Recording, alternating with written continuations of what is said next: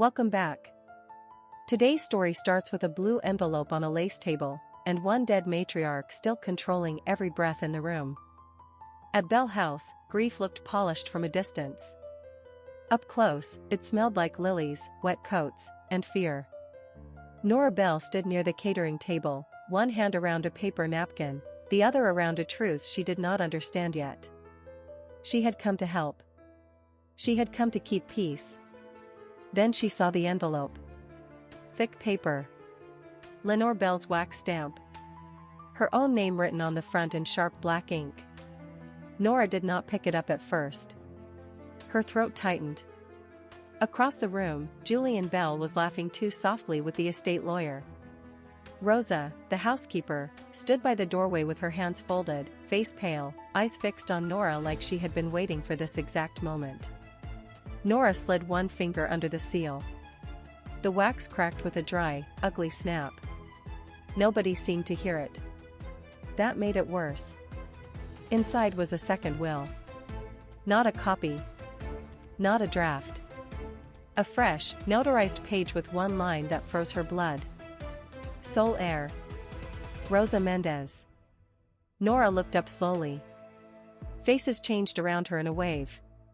Shock. Then hunger. Then panic. The Bell family had not lost an inheritance. They had been ambushed by one. And Lenore, even dead, had chosen the moment with perfect cruelty.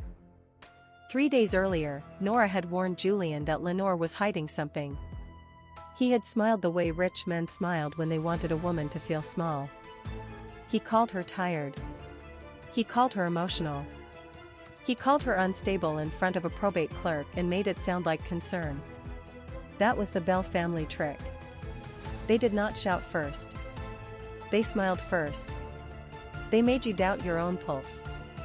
Nora had married into wealth, but wealth had never married her back. She was the outsider with the wrong job, wrong clothes, wrong nerves. She painted murals for schools. She kept to the edges of family photos. She listened more than she spoke. To Bell people, that made her easy to ignore. Lenore Bell had been the opposite of easy. At 81, she still ruled Bell House through glances, envelopes, and total silence. She had a silver cane she never needed, a habit of entering rooms without apology, and a gift for making adult children feel 12 years old. Nora had watched her bully servants, charm donors, and punish anyone who asked too many questions. But Rosa was different. Rosa had worked in the house for 19 years. She knew which door stuck in winter. She knew where Lenore kept aspirin. She knew where the spare key lived when the family pretended not to know. Nora had seen her bring tea, meds, and wool blankets with no drama at all. No one thanked her. No one noticed. Then Lenore died. And within an hour, Julian took over the room like a man who had already won. He straightened the guest list. He corrected the priest. He tried to direct the florist. He even told Rosa where to stand. Rosa only looked at Nora once, then down at her apron, then away. That look had felt like warning. Now Nora understood why. The envelope in Nora's hand was thicker than paper. It carried weight. It carried intent. And somewhere inside Bell House, between the prayer cards and the deviled eggs, Lenore Bell had hidden the blade. Nora did not confront the room right away. She watched. That was her blind spot and her strength. She had spent years believing she could keep peace if she stayed quiet enough, careful enough. Today, silence had teeth. So she moved through the reception with the second will hidden inside a condolence card, close to her ribs. The estate lawyer, Mr. Halden, stood near the coffee urn with Julian and Lenore's younger daughter, Vivian. Halden looked tired already. Vivian looked offended by gravity itself. Julian looked prepared. Too prepared. He kept touching his cufflinks, then his pocket, then the lawyer's sleeve as if checking what had been lost. Nora waited until Halden was alone. She slid the envelope into his hand and watched his expression drain. He did not read it fully at first. He only saw the date. He only saw the notary seal. Then he looked toward the hall, and Nora saw him make the mistake of fear. "Where did you get this?" "From my mother-in-law's house. In the flower wreath. It had my name on it." Halden went still. That was answer enough. He said Lenore had told him there was a codicil, but not where it would be found. He said Julian knew about it too. Nora stared at him. Of course Julian knew. Julian had been circling the estate for weeks, trying to get Lenore to sign over power of attorney after the second fall. He had called it protection. Lenore had called it ambition. Nora heard her own pulse in her ears as Halden read. The room seemed to narrow. Rosa stood at the far end of the hall, her hands trembling now. That tiny movement mattered. It told Nora Rosa was not acting. She was bracing. Then Julian appeared at Nora's shoulder. Close enough to smell expensive cologne and bourbon. He smiled without warmth. "Whatever that is, give it to me." Nora looked at him. Then past him. Past Vivian's narrowed eyes. Past the guests who had begun to sense weather under the ceiling. She had been dismissed too long to enjoy this. But the room had already shifted. And once a rich family feels the floor move, every old lie starts cracking. Not this time. Halden asked for the family to gather.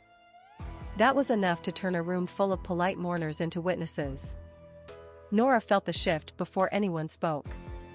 The dead are powerful, but documents are louder. Julian stepped forward first, because men like him always do. He kept his face smooth and his voice velvet soft for the guests. He said there had been confusion. He said grief made people imagine patterns where none existed. He said Lenore had trusted him to handle the estate. Handle. Like her life was an umbrella. Vivian stood beside him, arms folded, eyes sharp. She was not cruel for sport. That made her worse in some ways. She believed status was moral. She believed people stayed in their place for a reason. Nora watched Halden open the envelope. The first page was ordinary. Then he reached the codicil. Then he stopped. The silence hit the room like a dropped tray. This is a valid second will. Signed, witnessed, notarized. Dated 6 weeks before death. It supersedes prior distribution language. A room gasp followed. A chair slid. A fork clattered. Julian laughed once, forced and thin. "No. Read that again." Halden did not blink. "I do not need to." Nora watched faces turn. The guests had come for hymns and casseroles. Instead, they got a bloodless auction of the bell name. And then came the line that made the room physically recoil. "I leave my residence, accounts, and all residuary estate to Rosa Mendez, in recognition of loyal service, consistent care, and deliberate protection from family exploitation." Someone whispered, "Oh my God." Another voice said, "Housekeeper?" The word hit the room like an insult and a revelation at once. Rosa's hand flew to her mouth. She looked as stunned as anyone. That mattered. This was not her plot. This was Lenore's. Julian's face changed. Not anger first. Fear. If Rosa inherited everything. Every month he had spent skimming, every promise he had made, every pressure he had placed on Lenore, all of it could come back in daylight. She manipulated my mother. That woman was paid to watch the house. Nora turned on him before anyone else could. Her voice came out steady, clear, and louder than she expected. "And you were paid to be family. How did that work out?" That was the humiliation peak. Not tears. Not shouting. A room full of people realizing the Bell family had been performing nobility overwrought. Nora saw it in the faces near the buffet line. Sympathy curdled into appetite. People love a scandal when they are far enough from the blast. Julian stepped toward Rosa, but Halden raised a hand. The old order had slipped. The dead woman had changed the seating chart forever. Julian wanted the study locked. That alone told Nora enough. She followed Halden inside while Rosa stood in the doorway, one shoulder pressed to the frame as if the house were too large to hold her upright. The room still smelled like Lenore's scent. Cedar. Powder. A trace of mint.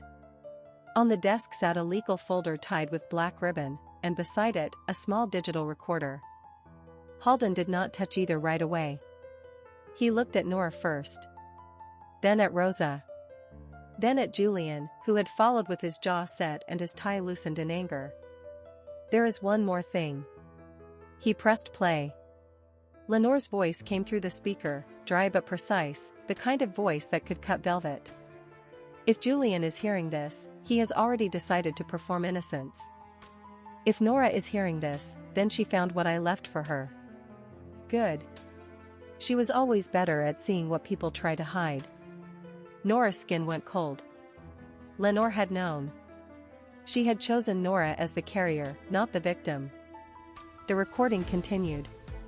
I am not leaving Rosa the estate because I am sentimental. I am leaving it because she stayed when this family only took. She saw my falls. She saw my bills. She saw who came into my room with papers and a false smile. She told me when accounts were moved. She told me when power of attorney was demanded twice in 1 month. She told me who threatened to put me in assisted living before I was ready. Julian barked, "Turn it off." Halden did not. I wanted one final lesson. Families like mine do not change under quiet conditions. They change when shame has an audience. So I set the table for one. A second will. A public reading. A trap. If my children loved me, they would grieve. If they loved money, they would show me in front of everyone. Nora felt the room inside her shift. Every strange instruction from Lenore snapped into place. The request that Nora deliver flowers herself. The odd insistence that Rosa keep the black ribbon folder. The way Lenore had asked Nora, weeks ago, whether she trusted people who smiled during mourning. This was never chaos. This was choreography. Rosa, if you are listening, you did your part. You kept me safe and you kept records. I know. Nora, you may think you were dismissed because you are soft. That is wrong. You were dismissed because you would not join their lies. Nora's breath caught. Julian, if you try to fight this, I left the evidence where your pride would never look. Halden set a separate page on the desk. Bank ledgers. Transfer records. Power of attorney drafts that had never been executed. One page had Julian's initials beside a blank signature line. Another showed attempts to move money from Lenore's accounts into a private trust. The dates matched the same week he had called her confused. That was the proof chain. Not belief. Not family memory. Paper. Voice. Dates. Motive. Bell House had been rotting from the center, and Lenore had preserved the smell until the whole room could notice. Nora stepped out first, and for the first time all afternoon, she did not look like an observer. She looked like a woman carrying the room's last clean fact. Her hands were steady now. That cost her something. Fear was gone, but so was the comfort of staying unseen. Julian followed, red at the neck, voice breaking at the edges. He tried one more smile for the crowd. It failed. This is extortion. Rosa confused my mother. Nora planted this. She has been obsessed with this house since the day she married into it. He pointed at Nora, but the gesture only made him smaller. That was his mistake. He needed her to be unstable. If she looked calm, his whole story fell apart. You called me unstable because I noticed missing checks. You called me dramatic because I asked why Rosa was signing deliveries for your office. You called me emotional because Lenore stopped inviting you into her bedroom. A sharp intake passed through the guests in the hall. Vivian turned toward Julian, and for the first time her face showed doubt. Not morality. Arithmetic. She was beginning to count losses. Mr. Bell, I have documented attempts to redirect estate funds. I also have a voicemail from Ms. Bell naming you and describing coercion. If you continue, I will freeze access and notify probate court before sundown." The lawyer's voice changed everything. Not emotion. Authority. The Bell family had spent generations winning with tone, but tone could not beat paperwork. Rosa finally stepped forward. She was small beside the Bell children, but the hallway seemed to make room for her anyway. She held the black ribbon folder against her chest with both hands. "I told Mrs. Bell because I was scared. He kept asking for keys. He kept asking where she stored her statements. He said she was forgetting things. She was not forgetting. She was watching. That was the reversal. Not just the will. The meaning of everything before it." Rosa had not been a servant in Lenore's eyes. She had been witness, guardian, and proof. Nora saw it clearly now. Lenore had made the most insulted woman in the house into the only one allowed to inherit it. Julian lunged for the folder. Nora moved faster than anyone expected. She stepped into his path, slammed her palm against his chest, and forced him back into the wall. The sound rang through the corridor. The guests gasped. Julian stared at her like he had never seen her before. Neither had she, not fully. "Touch her again, and I hand every paper to the press before court opens." There it was. Proactive. Dangerous. Final. Nora had stopped begging for fairness. She was now deciding who got to keep dignity. By the time the announcement spread through the house, the Bell dynasty had lost its polish. Guests who had arrived with sympathy casseroles now watched a family inheritance become a public accounting. Some left early. Some stayed because scandal is a kind of dessert for the cruel. Halden spoke in measured sentences. Accounts were frozen. Temporary control of the house and contents moved to probate protection. Any challenge to the second will would trigger immediate review of financial records and prior gifts. Julian went pale. Vivian looked at him like she was seeing him for the first time and hating the shape of him. Rosa did not celebrate. That made the payoff stronger. She only stood straighter than she had all evening. She kept one hand on the black folder and one on the table where Lenore's ring of keys had been laid down. Then Halden did the one thing nobody expected. He placed the old brass house key in front of Rosa and said, "Under the terms of the will, Bell House now recognized her as primary heir pending transfer." The sound was tiny. The effect was enormous.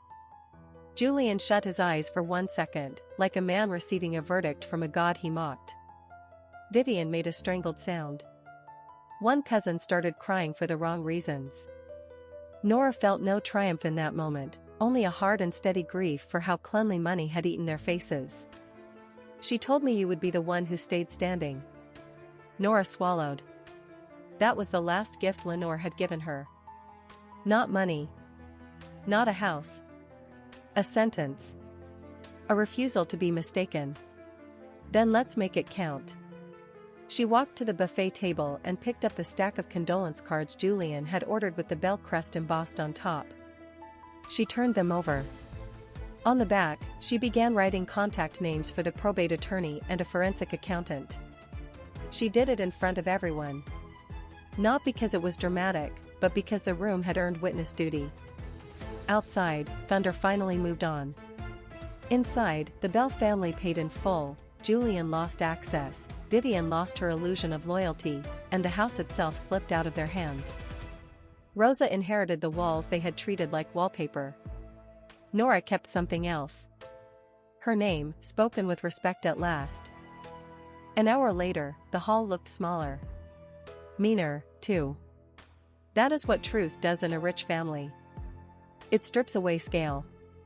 It leaves only what was taken, what was hidden, and who had the nerve to survive. Julian was gone with a lawyer and a face he could no longer control. Vivian left in a car without speaking to him. The cousins scattered. One aunt promised to call a priest and then forgot which side she was on.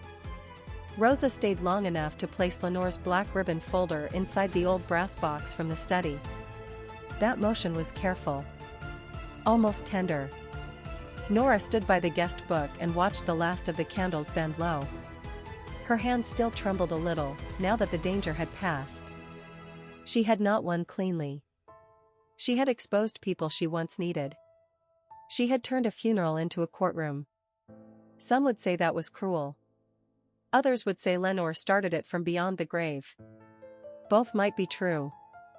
Rosa approached with the blue envelope, flattened now, seal broken forever.